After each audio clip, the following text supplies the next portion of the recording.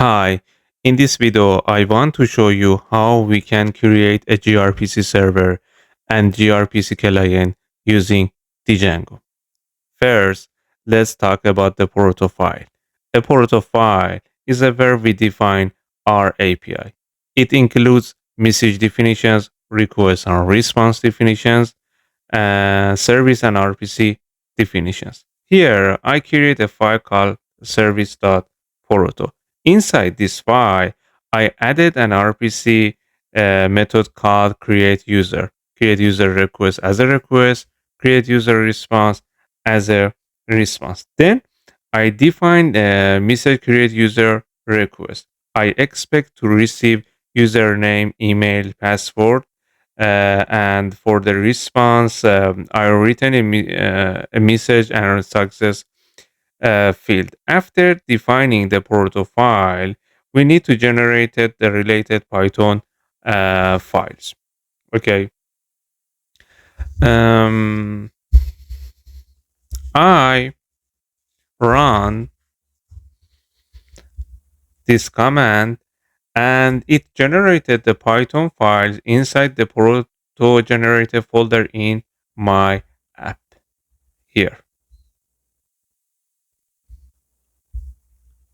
as you can see. Um, Next, I close this file. Next, I create a file called gRPC underline server for creating a server, gRPC server. Okay. I define a class, my service servicer. It inherits from service underline pb2 underline gRPC dot my service servicer. Okay. I then I implement the create user uh, method. Inside this method, I added a simple validation. After that, I insert the user into user table and return a response. Then I define a serve method. This function start the gRPC server. First, we create a server object and give it a thread pool so it can handle multiple requests at the same time. Then we register our service. Okay, here.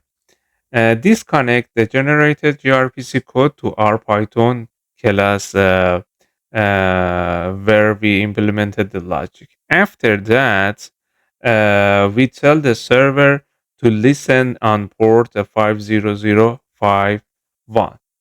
To run this gRPC server, uh,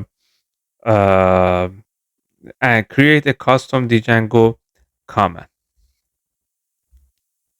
management command run gRPC server. Okay. When everything is ready, I run this server.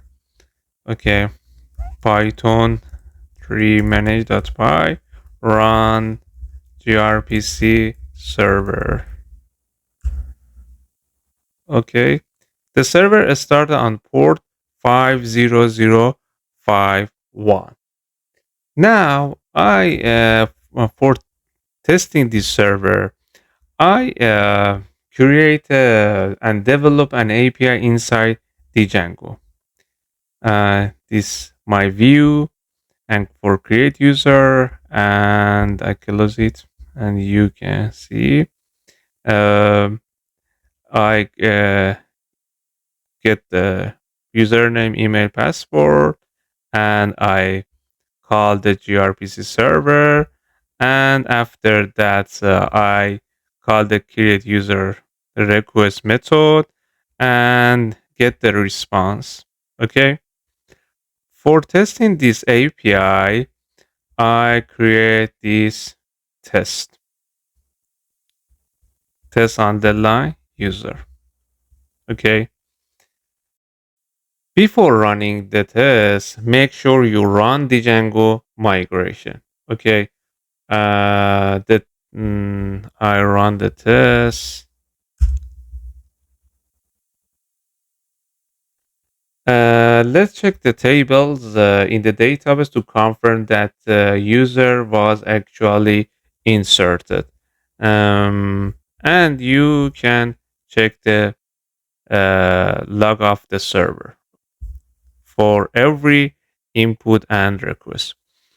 Um, I execute, and you can see the username and user was inserted in the table into table.